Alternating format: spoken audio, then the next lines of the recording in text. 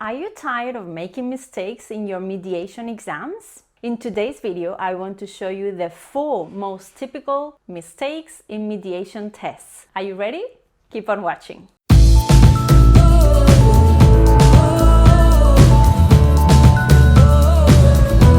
Hi, my name is Mónica and I'm an English teacher in the south of Spain. So, first things first, mediation is a new skill in Escuela Oficial de Idiomas, and if you need to know anything about it, please just make sure that you check my previous videos where I explain everything there is there to know about this new skill, and also in this one I show you a real example corrected so that you can have an idea of what kind of structures and techniques you can use in this type of exams.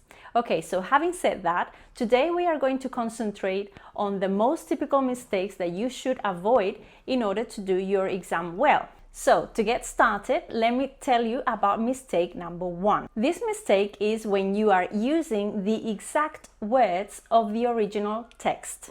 In any mediation task, either written or spoken, you are given an input or a text or some information that you have to use in order to transfer that information to a second person. However, one of the main mistakes or one of the main problems is that we just simply look at the text and reproduce and copy the exact words that are on the original text or activity. That is a big no-no. Why? Because you are showing your teachers you don't have enough vocabulary to express yourself, okay? So the solution for this is to find synonyms, okay?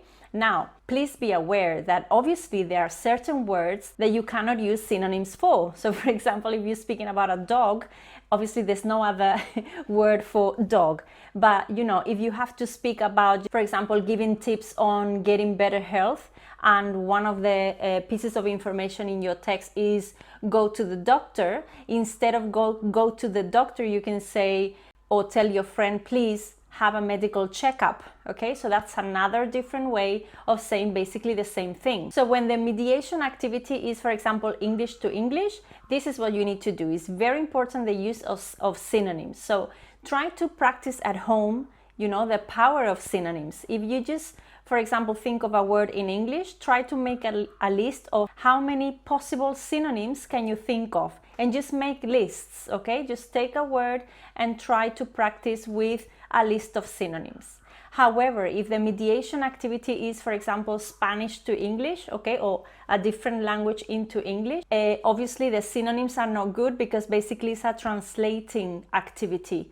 But be very aware that it's not about translating word by word absolutely everything. Again, try to grab the main idea, the general idea, and put it in your own words, but do not translate word by word. Just simply translate the general idea. Right, so time for mistake number 2. And mistake number 2 is to give your personal opinion. Okay? A mediation activity means that you are simply the middleman between the original information and a second person. So there is no point in you giving your personal opinion or telling a personal anecdote or basically anything that is not in the original text. Okay, so stick to the text or stick to the info that you are given, and do not add absolutely nothing that comes from your own personal view. For instance, if you have to give advice on how to live a healthy life or something like that,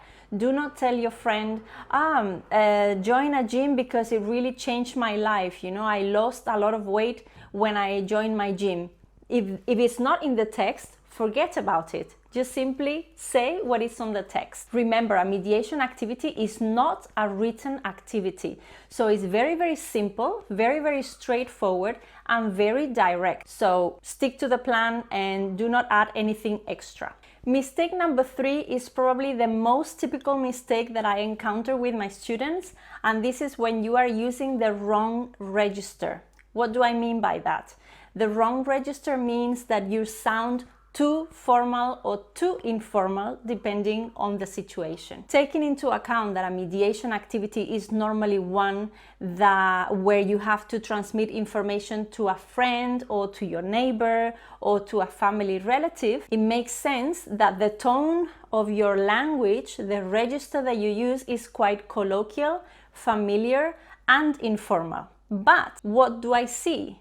That many of you are using super formal connectors, very, very, very serious words that do not really match the situation. For example, if you have to give a list of ideas, just try to avoid connectors such as furthermore, moreover, on the other hand, last but not least, because you simply do not speak like that with your friends. Stop for a second and think, how would I tell this to my best friend in my own language, okay?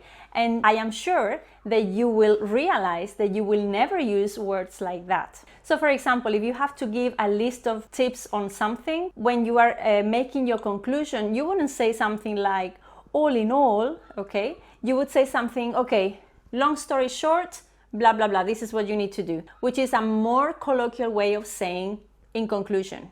And finally, mistake number 4. This is quite tricky, but you are normally given a word limit, and this word limit needs to be followed, okay? If you need to express that message in only 100 words, do your best to express the message in only those words. I know it's difficult and it requires lots of practice and lots of drafting and redrafting and correcting, okay?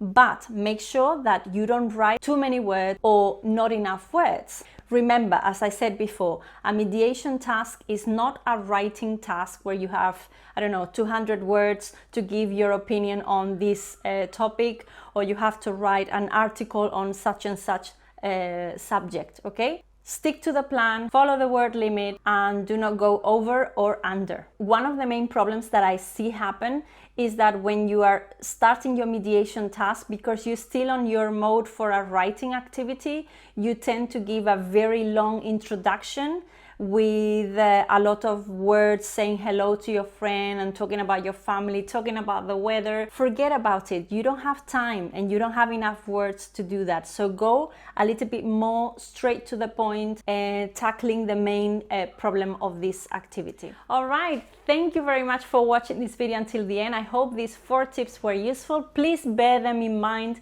in your next mediation activity. And remember, do not be afraid about mediation. Mediation is something that we do absolutely every day. You can do it as long as you remember these tips, okay? Best of luck, and I'll see you very soon. Bye!